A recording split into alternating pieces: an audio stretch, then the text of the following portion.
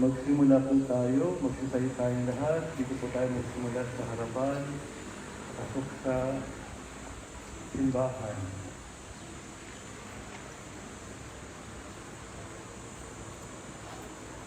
Sa ngalan ng Ama at ng Anak at ng Espiritu Santo, Amen. sumainyo ang Panginoon. At sumainyo. Mga minamahal na kapatid, limang linggo na tayo naghanda ng sarili para sa pagdiriwang ng Pasko, ng pagpapakasakan at pagkabuhay ng Panginoon. Sinikap nating unawain at tuparin ang ating pananagutan sa Diyos at sa kapwa-tao, alinsunod sa aral at halimbawa ng Jesucristo. Kaysa ng buong simbahan, sinisimulan natin ngayon ang mga mahal na araw. Si Cristo ay matagumpay na pumasok sa kanyang lungsod upang tuparin ang kanyang gawain bilang Mesiyas, ang magpakasakit, mamatay, at muling mabuhay para sa ating kaligtasan. Taimtim natin sariwain sa alaala ang kanyang pag-aaral ng sarili para sa kapwa at sundan natin siya ng may buhay na panampalataya. Kaisa niya sa pagdurusa sa krus, tayo na nawa ay makahatid niya sa kanyang pananaig, sa kamatayan at sa kanyang bagong buhay.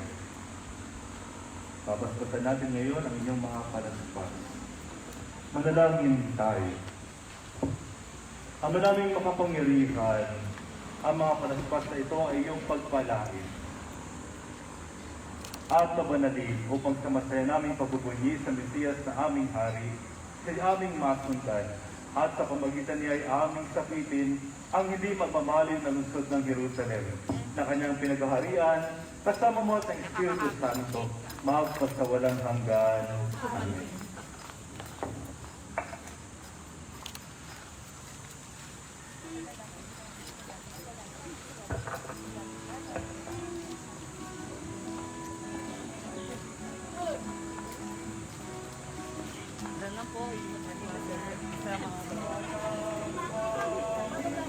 Wala ko lamang eh, kasi ba ito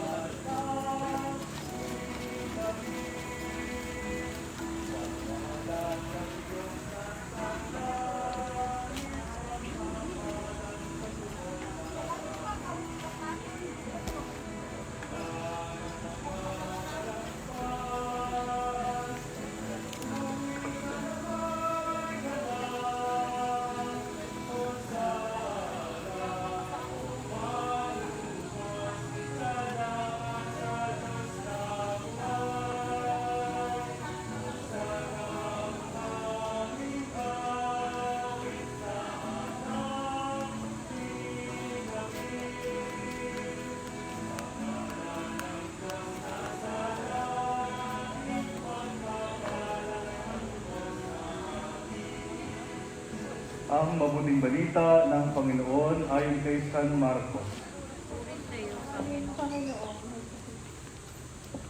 Malapit na si Jesus sa Jerusalem na sa gulod ng bundok ng mga olibo at natatanaw na ang mga bayan ng Bethphage at Britanya. Sinauna ni Jesus ang dalawa sa mga alagad at sinabi sa kanila, "Pumunta kayo sa susunod na nayon. Sa pagpasok do'y makikita ninyo nakatali ang isang bisirong asno na hindi pa nasasakyan ni Numan. Talagyan ninyo at dalhin dito. Kapag may nagtanong kung bakit ninyo pinalag iyon, sabihin ninyong kailangan ito ng Panginoon at ibabalik din agad dito. Kaya't lumakad na sila. At natagpuan nga nila ang asno sa tabi ng daan. Nakatali sa may pintuan ng isang bahay. Nang kinakalag na nila ang hayop, tinanong sila ng ilan sa mga nakatayo roon, "Bakit ninyo pinalag iyan?" Sumagot siya kagaya ng bilin sa kanila na Jesus. At hinayaan silang umalis. Dinala nila kay Jesus ang bisirong asno. At matapos isapin sa likod nito ang kanilang mga balabal, ito'y sinakyan ni Jesus. Maraming naglatag ng kanilang mga balabal sa daan. Ang iba naman ay pumutol ng madahong sanga ng kahoy at siyang inilatag sa daan. Ang mga tao sa unahan at ulihan ay sumisigaw nang usana pagpalain ang dumarating sa pangalan ng Panginoon. Pagpalain nawa ang kaharian ng ating amang si David na muling itinatag. Purihin ang Panginoon. Ang mabuting balita ng Panginoon. Pinupuri ka namin, Panginoong Jesucristo. Mga minamahal na kapatid, tularan natin ang mga tao na nagbunyi kay Jesus, halinang magposisyon sa kanyang karangalan, taglay ang kapayapaan.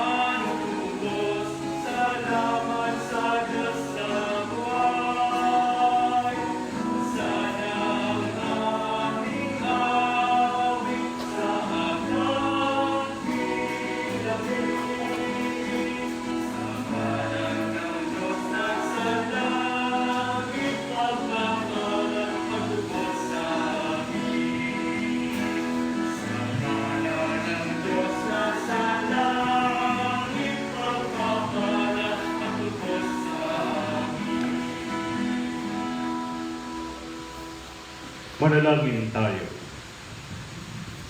Ama naming makapangyarihan, ginawa mong halimbawang dapat tularan ng tagapagligtas naming naging di iba sa amin, para angkos namin ay akuin. Pagitapatin mong sa mga pagdiriwang ay aming kamtin, ang kanyang ulirang pagkamatiisin at ang pakikisalo sa pagkabuhay niyang maningning. Sa pamagitan niya, kasama ng Espiritu Santo, magpasawalang hanggan. Amen. Magsiupo po ang lahat at makinig sa pagpapahayag ng salita ng Diyos. Sa unang pagbasa, ipinahahayag ni Propeta Isaías ang ganap na pagtitiwala at katapatan ng lingkod sa Panginoong Diyos sa gitna ng mga pag-uusig at paghihirap. Sinasagisag ng lingkod na ito ang Panginoong Jesus na mapagpapalaya sa bayan ng Diyos. Pagbasa mula sa aklat ni Propeta Isaías. Ang makapangyarihang Panginoon ang nagturo sa akin ng sasabihin ko para tulungan ang mahihina. Tuwing umagay kanyang binubuksan ang aking pandinig. Nananabik akong malaman kung ano ang ituturo niya sa akin. Binigyan niya ako ng pangunawa, hindi ako naghimagsik ni tumalikod sa kanya. Hindi ako tumutol nang bugbugin nila ako. Hindi ako kumibo nang ako'y kanilang insultuhin. Pinabayaan ko silang bunutin ang buhok ko't balbas. Gayon din nang lurhan nila ako sa mukha. Ang mga pagdustang ginawa nila'y di ko pinapansin, pagkat ang makapangyarihang Panginoon ang tumutulong sa akin. Handa akong magtiis na sampaling parang bato, pagkat aking batid na ang sarili ko'y di mapapahiya. Ang salita ng Diyos. Salamat sa Diyos.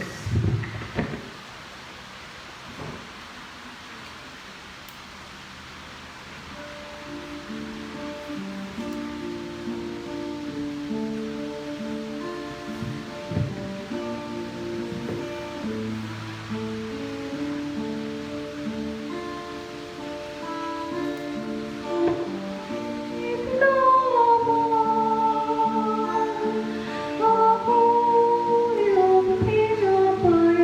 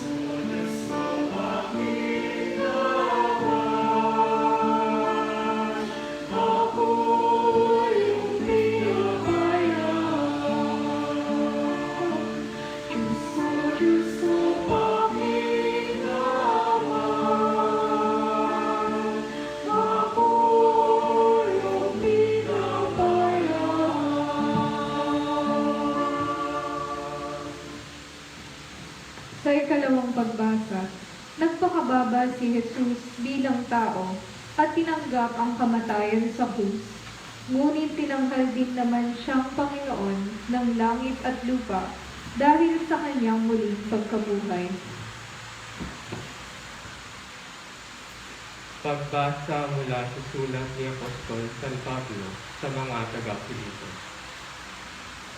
Si Kristo Jesus, bagamat siya'y Diyos, ay hindi nagpilit na manatiling kapantay ng Diyos.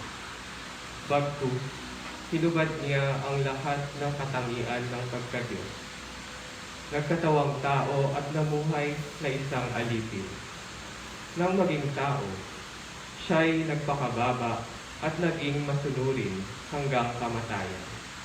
Oo, hanggang kamatayan sa krus. Kaya naman, siya'y itinampok ng Diyos at binigyan ng pangalang higit sa lahat ng pangalan. Ano pat ang lahat ng nilalang na nasa langit, nasa lupa, at nasa ilalim ng lupa, ay maninikluhod at sasamba sa Kanya. At ipapahayag ng lahat na si Jesucristo ang Panginoon sa ikararangal ng Diyos Ama.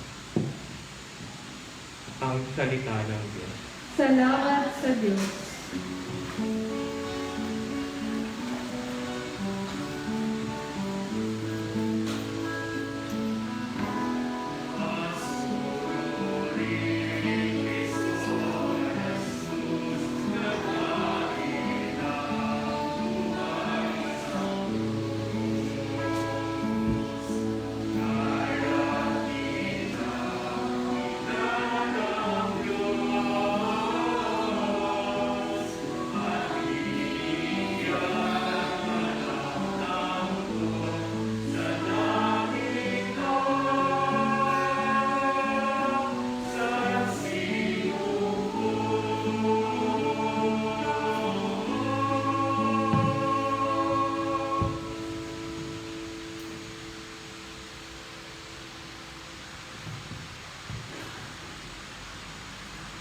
Ang pagpapakasakit ng ating Panginoon Jesucristo ayon kay San Marcos. Kinaumagahan, nagpulong agad ang mga punong saserdote, ang matatanda ng bayan, ang mga eskriba, at ang iba pang mga bumubuo ng Sanhedrin. Ipinagapos nila si Jesus at dinala kay Pilato. Tinanong ni Pilato si Jesus, Ikaw ba ang hari ng mga Hudyo?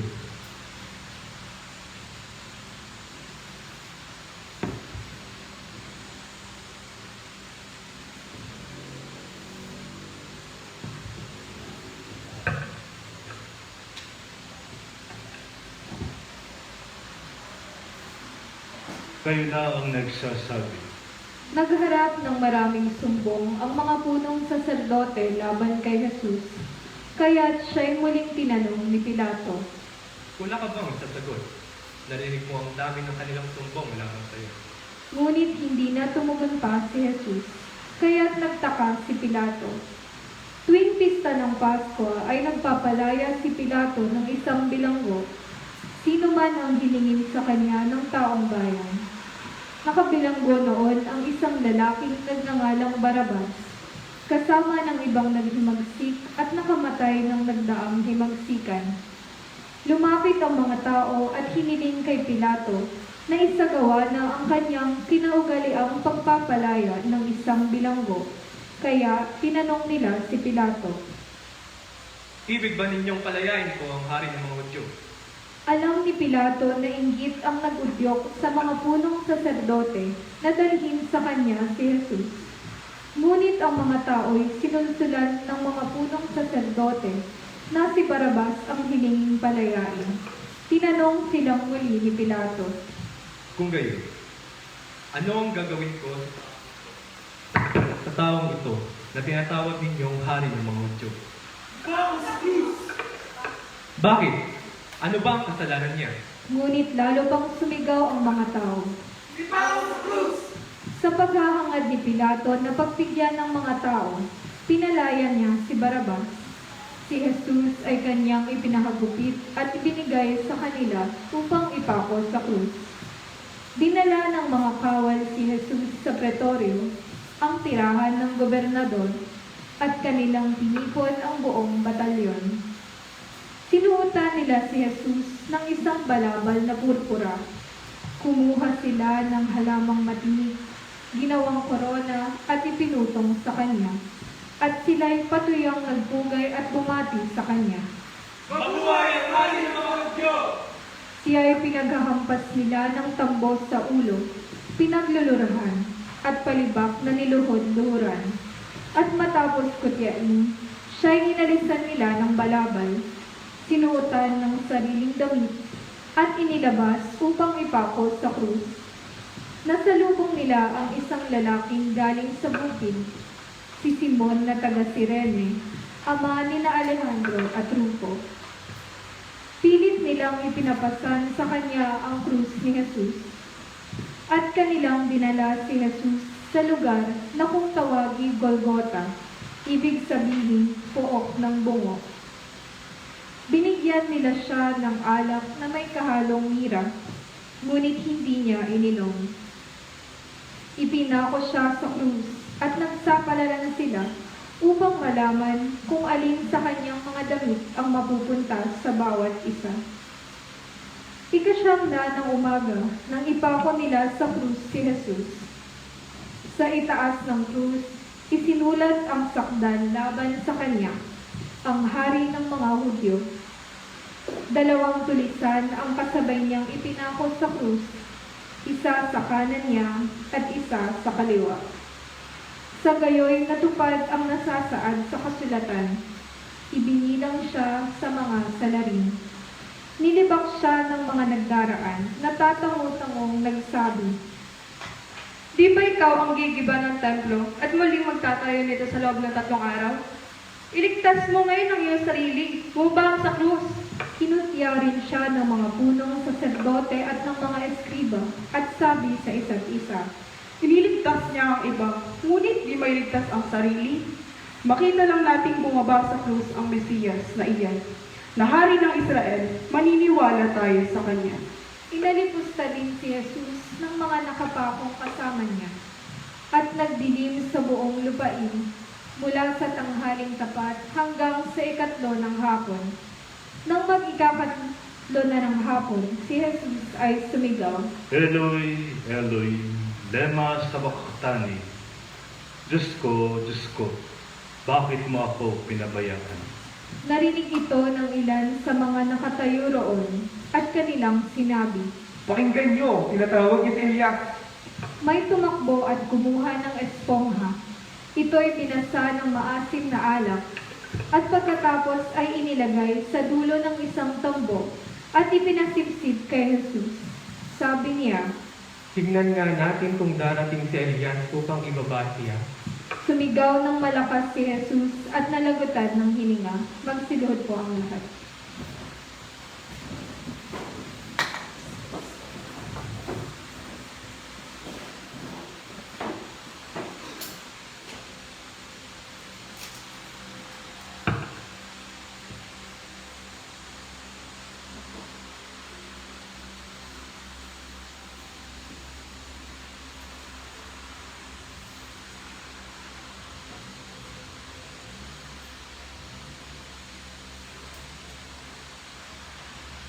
Magsitayo po ang lahat. Biglang nawasak sa gitna ang tabing ng templo mula sa itaas hanggang sa ibaba. Nakatayo sa harap ng krus ang isang kapitan ng mga kawal at kanyang nakita kung paanong namatay si Jesus, kaya't sinabi niya, Tunay ngang anak ng Diyos ang taong ito. Ang mabuting balita ng Panginoon. Pinupuri ka namin, Panginoong Heso Kristo. Magsiupo tayo sa mandali. Magandang umaga po sa inyong lahat. Magandang umaga po, Father. Ngayong araw na ito, sinisimulan natin ang ating mga mahal at mga banal na araw. Ang tawag sa ating pagdiriwang ay Linggo ng Palaspas sa pagpapakasakit ng ating Panginoon. Yung ating pinasang ebanghelyo ay maiksi pa lamang yun. Mayroon pang mas mahaba talaga. Pag binasa natin yun ng buo, halos ilang page yun sa ating libro.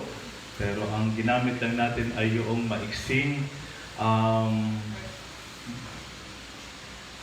na naroon naman talaga ang ating pagdiriwang din. Na ang sinasabi ay uli, pagpapakasakit ng ating Panginoon. Kung inyong papansinin taon-taon, yung ating mga misa at pagdiriwang sa loob ng mga mahal na araw, medyo mahaba. Kasi originally, nung unang panahon, ang misa talaga ay medyo mahaba.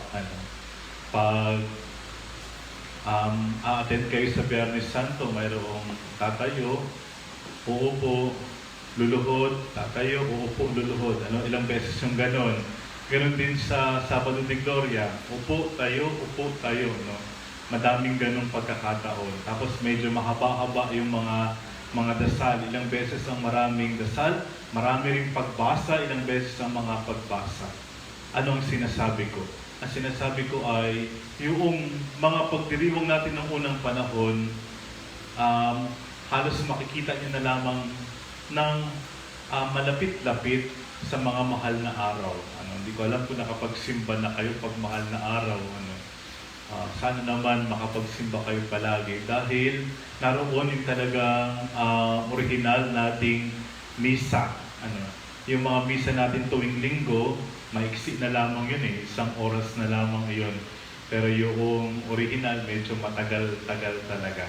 Once a year, kinikip pa rin ang simbahan ng ganoong tradisyon. At yun nga ang simula natin ay yung linggo ng Palaspas. Ang tawag sa iba ay Domingo Ramos. Kung naalala niya, di ba? Pag ganitong pagkakataon, halos bawal nang tumakbo-takbo. Nung bata pa ako, bawal magpatugtog, bawal umakyat ng puno, ang daming bawal. Pero ngayon, yung iba nagdi-disco pa at nagti-tiktok pa siguro yung iba. Ano lang ang gustong sabihin ng ating pagdiriwang? Sana ay makibahagi tayo sa pagpapakasakit ng Panginoon kasi siya mismo nakikiisa rin sa ating paghihirap at pagpapakasakit. Can you imagine? Tinahak niya talaga yung daan ng kahihiyan, daan ng pang-alipusta, daan ng pang-iiwan at pagkatraidor ng mga kaibigan. Nandun lahat at pagkatatwa. Kaibigan mo nga pero hindi ka naman kinikilala. Kaibigan mo nga pero iniwan ka naman. Dinaanan niyang lahat ng iyon. At hanggang sa binitbit niya mismo ang kanyang krus. At lahat tayo mayroong ganong sitwasyon ngayon. Hindi lamang niya binitbit ang kanyang krus, ipinako siya mismo sa krus nang nakahubad. Mahirap yun. Masakit na nga, makakahiya pa. Di ba? Kung matino-tino ka, lalakad-lakad ka ba dyan ng ubad? Bitbit mo ang iyong cross. Di ba? Talagang parang hinugdan ka, wala kang karapatan, wala kang lahat-lahat. Ano ka na, parang hindi ka na ignoring na tao. Nung unang panahon, mas mabuti pa ang parusang mabilis na tapos, di ba no? Wala nang masyadong maraming paghihirap. Hindi ka na masyadong mapapahiya, minsanan lang. Pero yung parusang kamatayan sa krus, ay mahaba-haba yun. May pagpahagupit pa. Masakit talaga yun. Diba?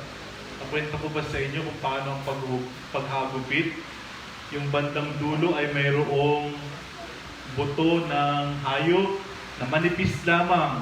Napapasok sa balat mo. At paghila, kasama pati laman. Masakit yun. Napakasakit. Kaya sugatan-sugatan si Jesus. Daming dumanak na dugo. Lahat ito ay kanyang dinaanan. Lahat ito ay kanyang pinasan. Upang marahil, sana maalala natin na kung tayo man ay nasa, alam nyo yun, nasa napakababang bahagi ng ating buhay. Yung bang hirap na hirap ka,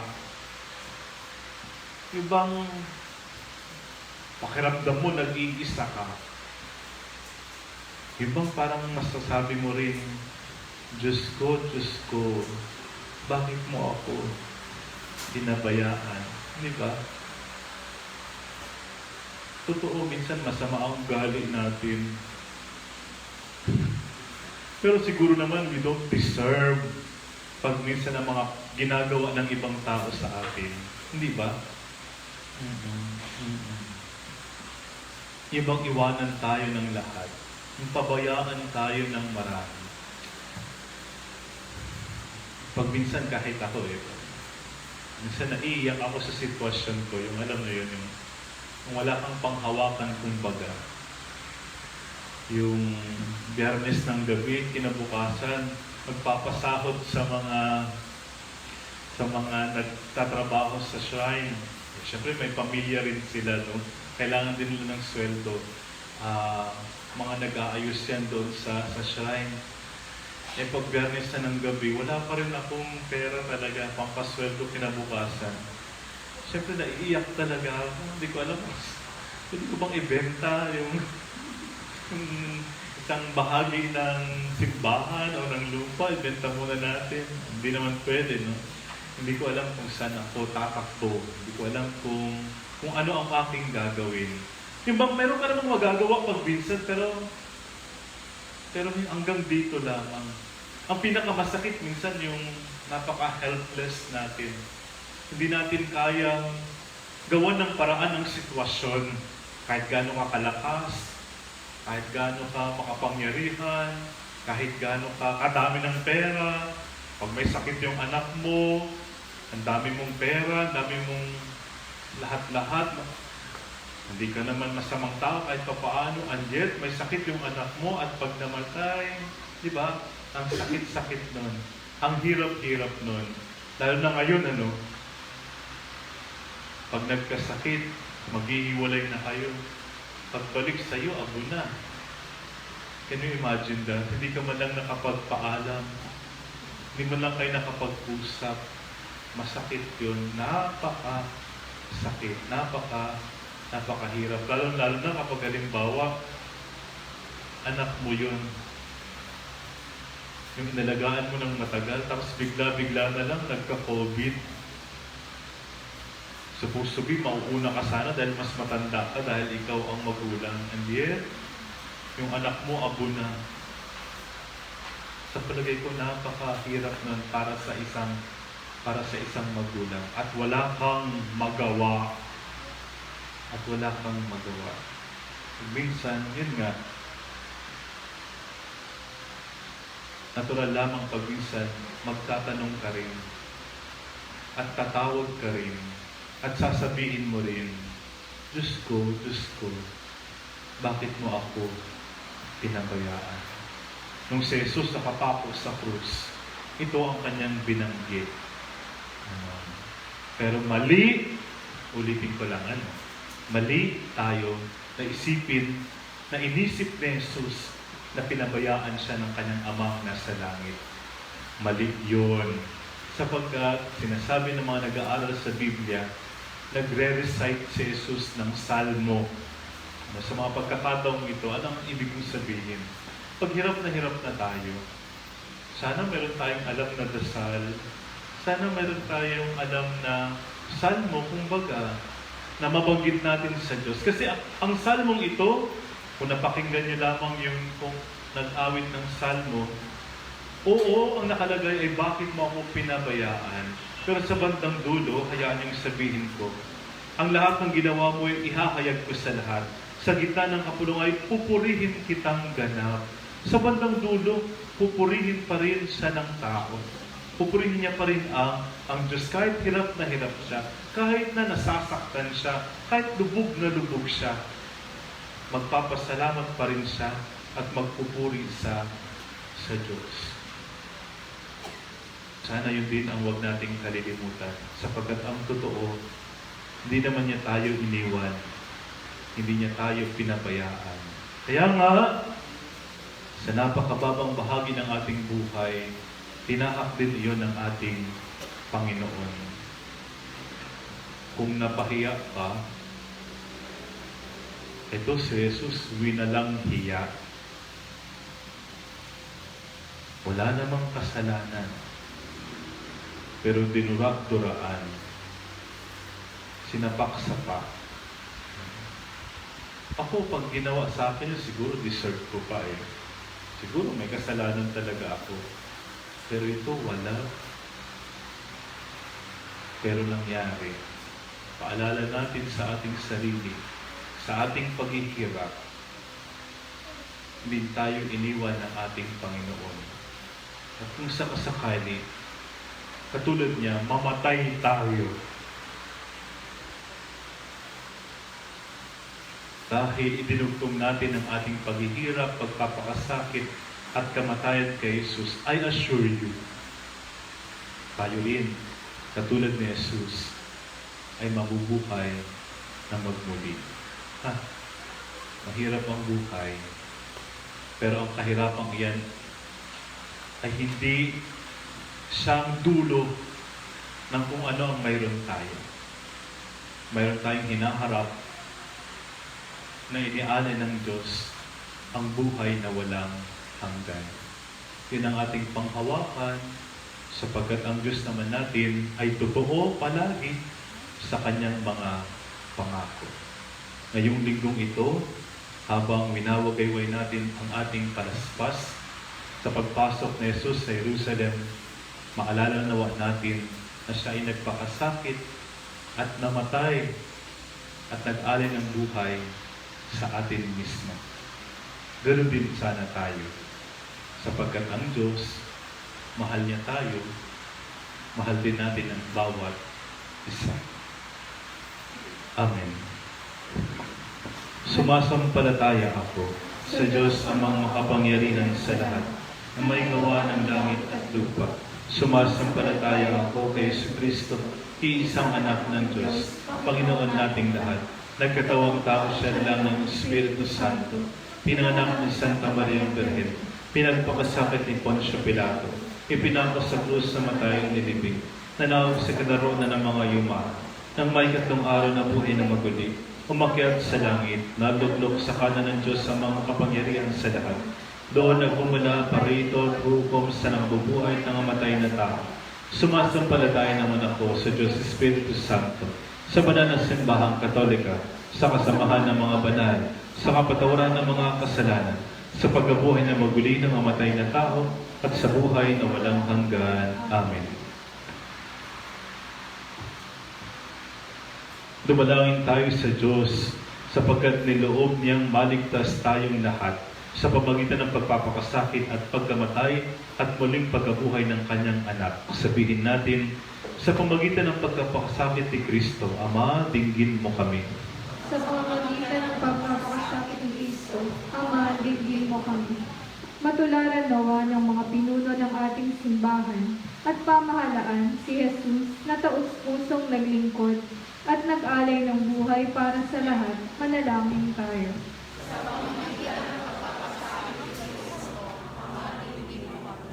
Makaranas nawa ng mapagmahal na habag ng tagapagligtas ang mga napalayo na sa Diyos dahil sa kanilang kasalanan. Manalangin tayo.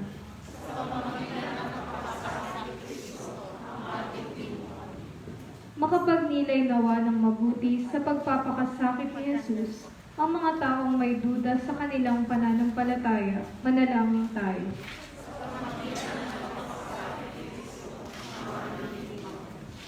Maunawaan nawa ng mga may sakit at may pasaning dala na hindi sila kinakalimutan at iniiwan ng Diyos.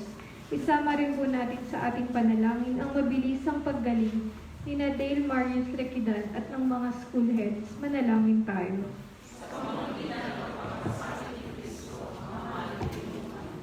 Tangkilikin nawa natin ang programang Alay Kapwa tungo sa pagtataguyod ng katarungan sa lipunan at para matugunan ang pangangailangan ng mga mahihirap.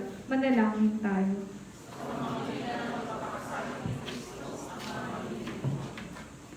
Tumanglaw nawa ang liwanag na walang hanggan sa mga namayapa, lalo na sa mga kaluluwa nina Dr. Rebultan, Valentin and Consuelo, Abraham at Filipina Season, Leonora, Estrella, Cesar, Lorian, Father Chito Vicente, Paula Dolores, Milagros Delfin, Vicente Erlinda Raul Eugene, Valentin Consuelo, Gideon Paje, Wilfredo at Jose Pelobelio, Eugenia at Fermina, Rosario at Ernesto Hornada, Maria Hyacinth David, Ricardo Jimenez Sr., Juana Jimenez, Rosela Balilisa, Edisa Sordillo, Milagros Obligado, Felisa Calixtro Katabay, Gloria Lizardo at Jimmy Alejandro, Luzviminda at Mamerto Garcia, Lamberto Salonga, Panfila at Angelo Isaac at Jimmy Canonizado. Manalangin tayo.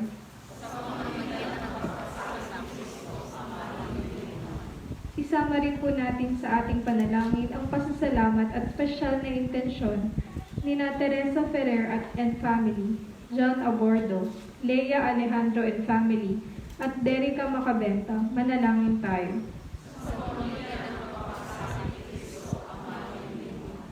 Ama naming makapangyarihan, bigyan mo ang aming mga panalangin at ipagkalubos sa amin ang sapat na biyayang kinakailangan namin sa araw-araw.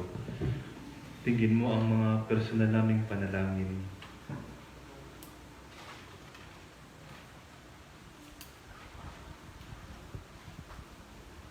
Inihiling namin kay Kristo ang aming tagapagligtas, ngayon magpasawalang hanggan. Amen.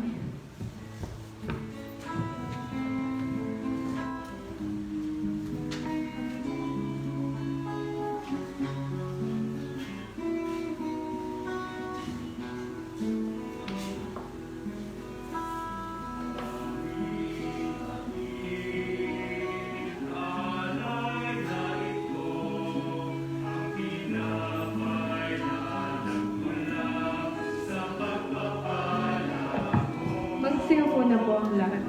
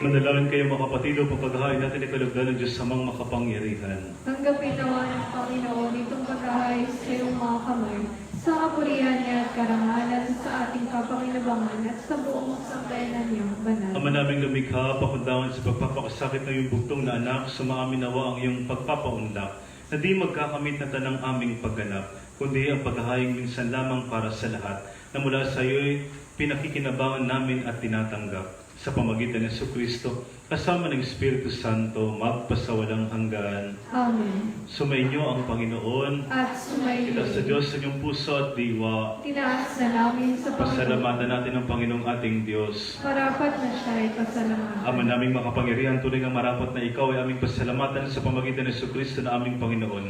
Wala siyang kasalanan, ngunit inaring salarin. Sa pagmamalasakit niyang kami palayain. Sa kamatayan kinasuungan namin, kaya't namatay siya upang kami buhayin. Kaya kaisa ng mga anghel nagsisiawat ng papuri sa iyo, nang walang humpay sa kalangitan, kami nagbubunyi sa iyong kadakilaan.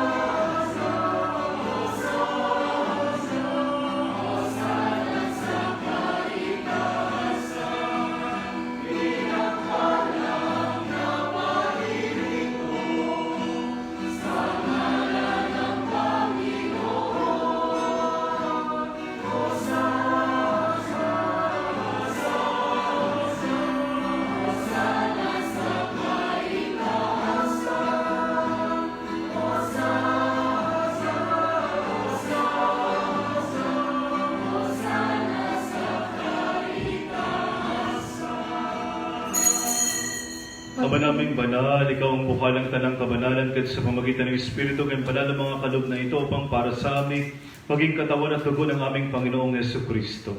Bago niya pinagtiis ang kusang loob na maging handog, ginawa kanyang tinapay. Pinasalamatan kanya, pinaghati-hati niya yun, nilabot sa kanyang malagad at sinabi, tanggapin niyong lahat ito at kanin ito ang aking katawan ay hahandog para sa inyo.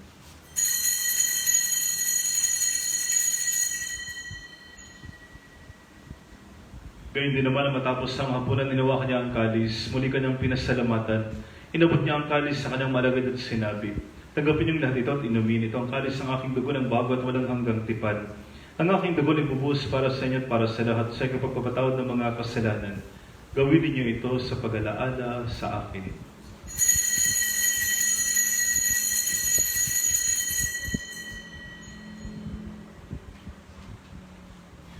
Ipagbunyi natin ang misteryo ng pananampalataya.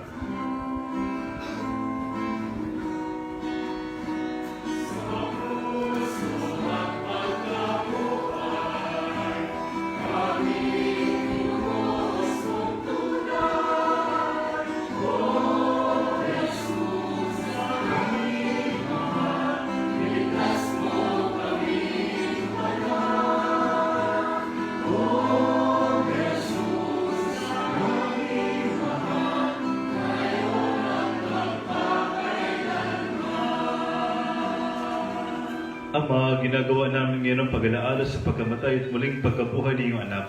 Kaya tinialay namin sa iyo ang tinapay na nagbibigay buhay at ang kalis na nagkakalob ng kaligtasan. Kami nagpapasalamat dahil kami yung minarapat na tumayo sa harap mo para maglingkod sa iyo.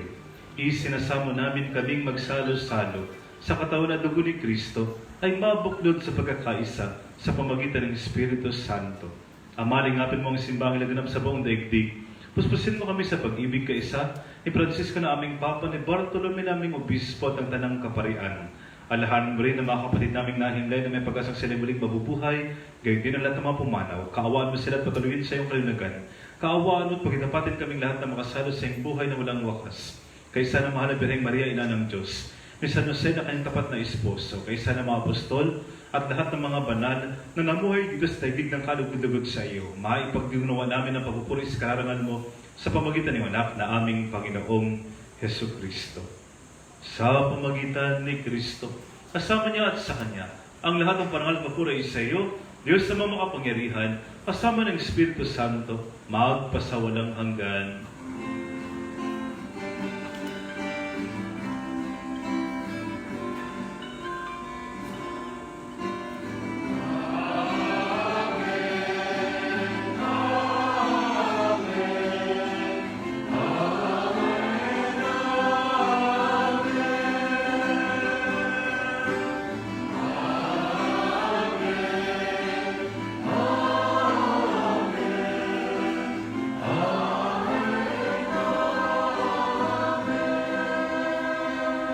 Bilang magkakapatid sa Diyos naman nating nasa langit, tumawag tayo sa Kanya.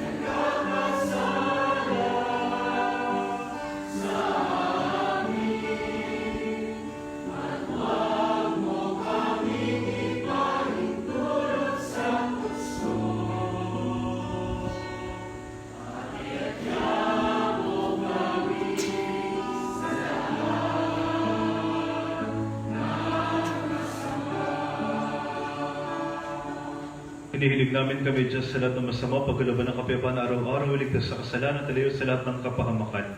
Samantalang aming pinananabi ka ng dakilang araw ng pagpapahayag ng tagapagligtas naming si Yesu Kristo.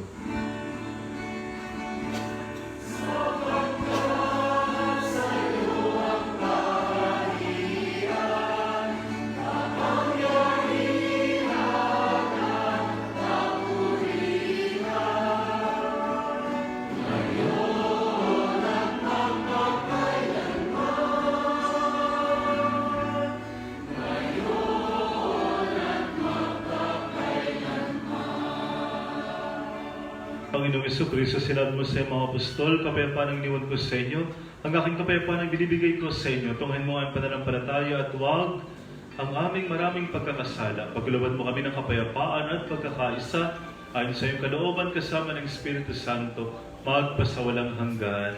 Amen. Ang kapayapaan ng Panginoon ay laging sumainyo. At sumayin Magbigayan kayo ng kapayapaan sa isa't isa. Peace be with you.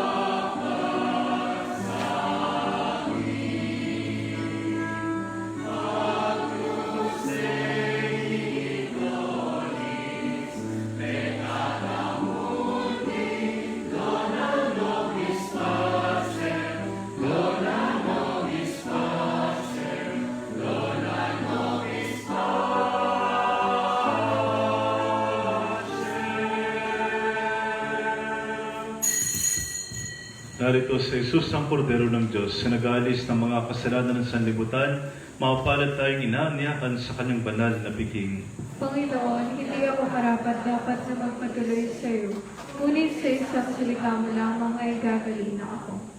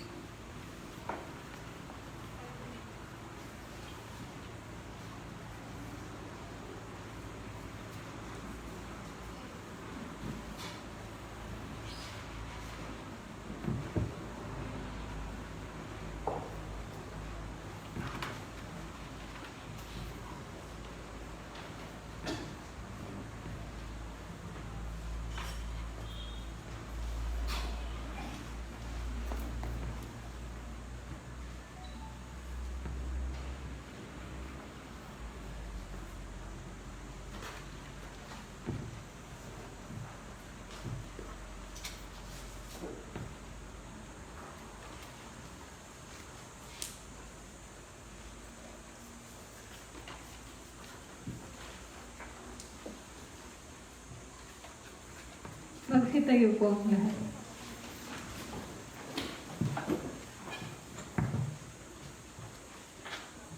Manalangin tayo.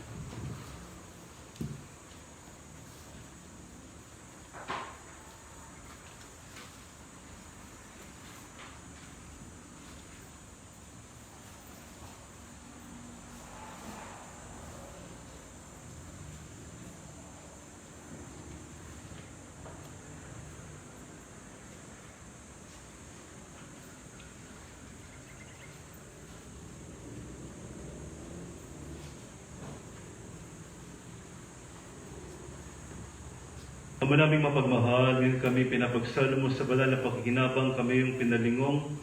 May pag-asa sa aming sinasampalatayanan, pakundangan sa pagkamatay ng iyong anak, gawin mong kami makarating sa aming paroroonan, pakundangan sa kanyang muling pagkabuhay, bilang tagapamagitan kasama ng Espiritu Santo, magpasawalang hanggan. Amen. Magsiupo na muna po ang lahat para sa ibang mga paalala. Mga gabay at paalala para sa mga mass goers.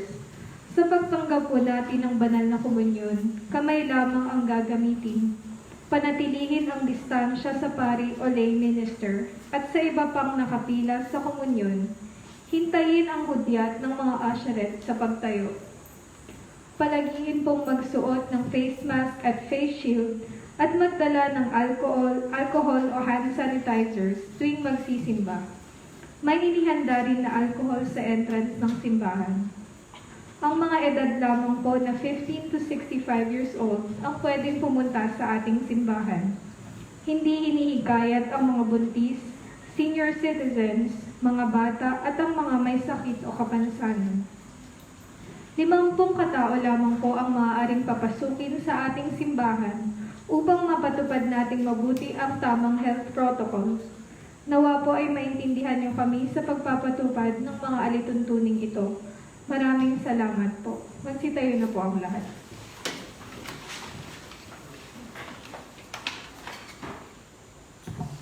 Sumainyo ang Panginoon. At sumayin At pagpalaan kayo ng mga pangyarihan ng Diyos ng Ama at ang Anak at ang Espiritu Santo. Amen. Tapos ang ating banal na misa, umayag ng taglay ang dakilang pag-ibig ng Diyos. Salamat sa Diyos.